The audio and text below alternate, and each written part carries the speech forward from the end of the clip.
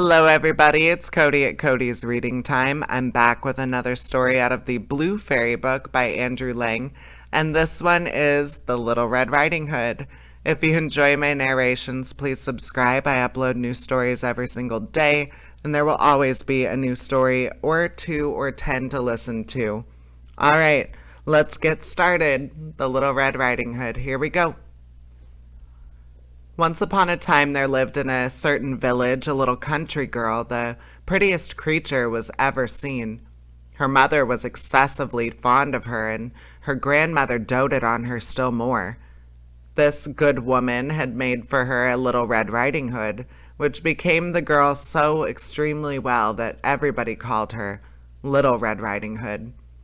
One day her mother, having made some custards, said to her, "Go, my dear, and see how thy grandmamma does, for I hear she has been ill. Carry her a custard and this little pot of butter." Little Red Riding Hood set out immediately to go to her grandmother, who lived in another village.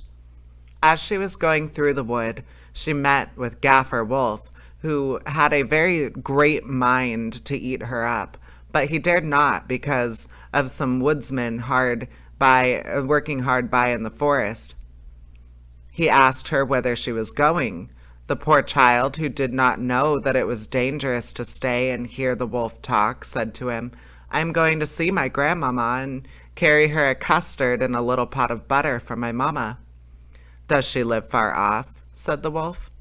"Oh, aye," answered Little Red Riding Hood. "It is beyond that mill you see there. It's the first house in the village." "Well," said the wolf, "and I'll go and see her too. I'll go this way and you go that, and we shall see who will be there soonest." The wolf began to run as fast as he could, taking the nearest way, and the little girl went by that farthest about, diverted herself in gathering nuts, running after butterflies, and making nosegays of such little flowers as she met with. The wolf was not long before he got to the old woman's house. He knocked at the door, tap, tap. "Who's there?" "Your grandchild, Little Red Riding Hood," replied the wolf, counterfeiting her voice, "who has brought you a custard and a little pot of butter sent to you by mamma." The good grandmother, who was in bed, because she was somewhat ill, cried out, "Pull the bobbin, and the latch will go up." The wolf pulled the bobbin, and the door opened, and then presently he fell upon the good woman and ate her up in a moment, for it was above 3 days that he had not touched a bite.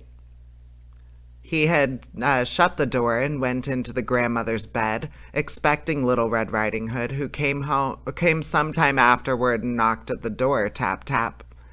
"Who's there?" Little Red Riding Hood, hearing the big voice of the wolf, was at first afraid, but believing her grandmother had just had a cold and was hoarse, answered, "'Tis your grandchild, Little Red Riding Hood, who has brought you a custard and a little pot of butter mamma sends you." The wolf cried out to her, softening his voice as much as he could, "Pull the bobbin and the latch will go up." Little Red Riding Hood pulled the bobbin and the door opened. The wolf, seeing her come in, said to her, hiding himself under the bedclothes, put the custard and the little pot of butter upon the stool, and come and lie down with me."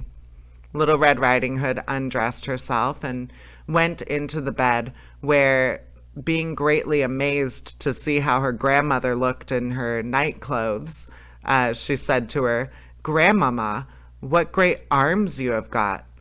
"That is the better to hug thee with, my dear." "Grandmamma, what great legs you have got." "That is to run the better, my dear."